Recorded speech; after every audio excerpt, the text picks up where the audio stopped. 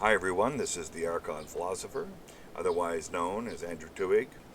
I'm a philosopher, grabbed a master's degree in philosophy, and have been thinking about these types of questions for an awfully long time. I never expected to stumble across coherent metaphysics. It's just not that common. It is strange, we will all admit that, but then again, I think all metaphysics are strange.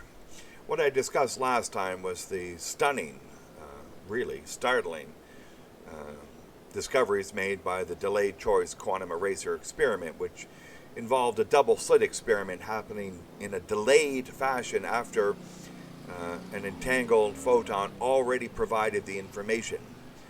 And so we can think of this as backward causation or reverse causation, but it's not that. It's something that is a feature of the universe we live in, and we cannot see it with our eyes. We have no mechanism to see this. But that is not to say that every possible sentient creature has this limitation. In fact, I put forward that there is a sentient creature that has done this, and we are in that universe. And just to continue with the double slit experiment, as it is central to this metaphysics, physicists have had some trouble dealing with the findings, I guess in 1923, and the interpretation, known as the Copenhagen Interpretation, is problematic for a lot of people. Naive realists don't like it, and Big Bang theorists don't like it, and a lot of people don't like it because it inserts consciousness into the equation. And we'll see how that works out, and there's controversy about this where I don't think there should be. The double slit experiment, and we want to go look this up. If you don't know it, you got to know it. I could tell you, but you might as well look it up. Stop the video now and get good with this. It's been around for almost 100 years. We're coming up to the 100-year anniversary. So everyone should know this because physicists are stunned by it. You know, we could try to sum it up and sort of co-opt the whole problem by saying it's the wave-particle duality, but that's just a name to mask the issue.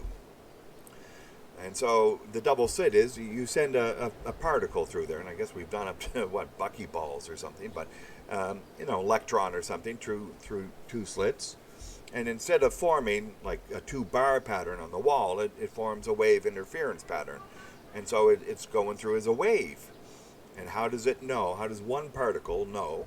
And they're sending it through one particle at a time now. And how does one particle know where another particle is going to land and then form a wave pattern? And so then they decided to put a detector on, and so they plugged in a detector and hooked up the information to a screen in order to see which slit it was going through. And at that point, it formed into a two-bar pattern.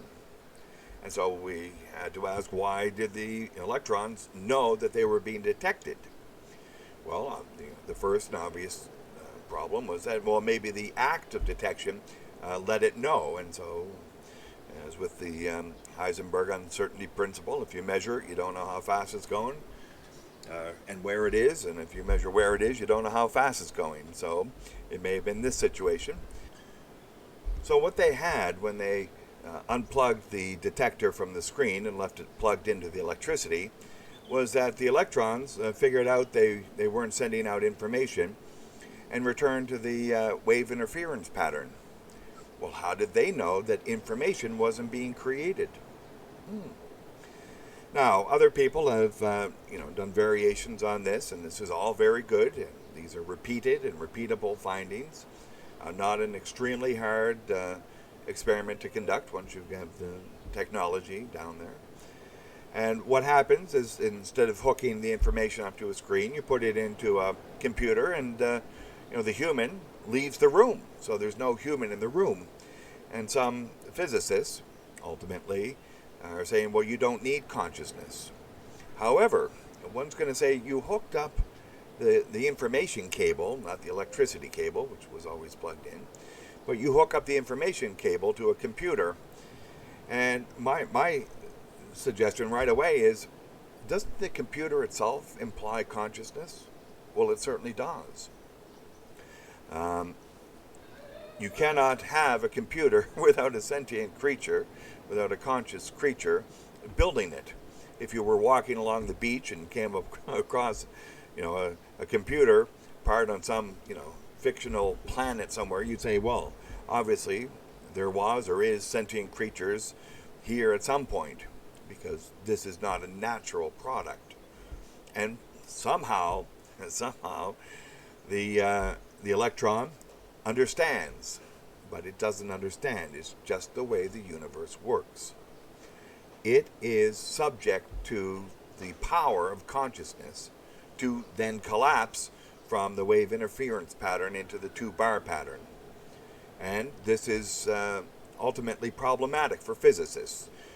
They are struggling with the theory, and we went over this in the first video. And they're not very good with time. They don't like to talk about time. They call it a non-dimensional variable. They just put it in there. And they're not good with consciousness. This is not something that physicists like to deal with. And so they want to just put these things off to the side.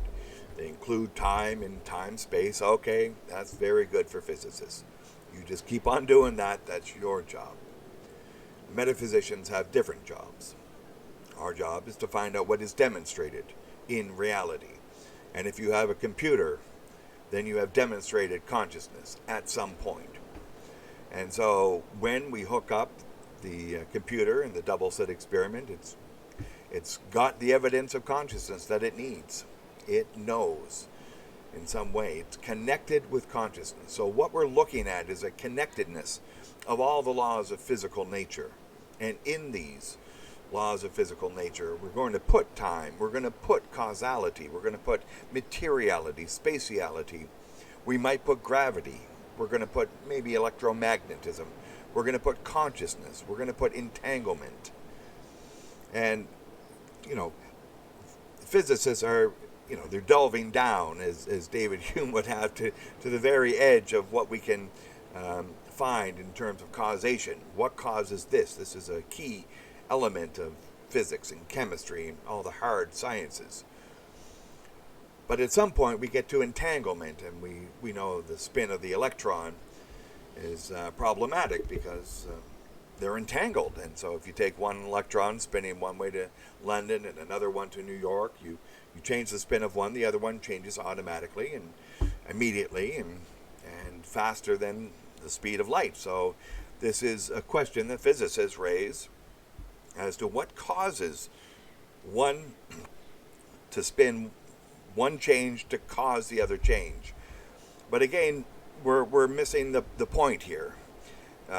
Each of the laws of physical nature are equiprimordial. And I'm taking the Heideggerian term and extending it from just the Dasein out into the laws of physical nature. And this is just the way that the laws are. That entanglement does not require causation. As we would say in time does not require causation to interfere and say something causes one moment of time to be before or after another moment in time.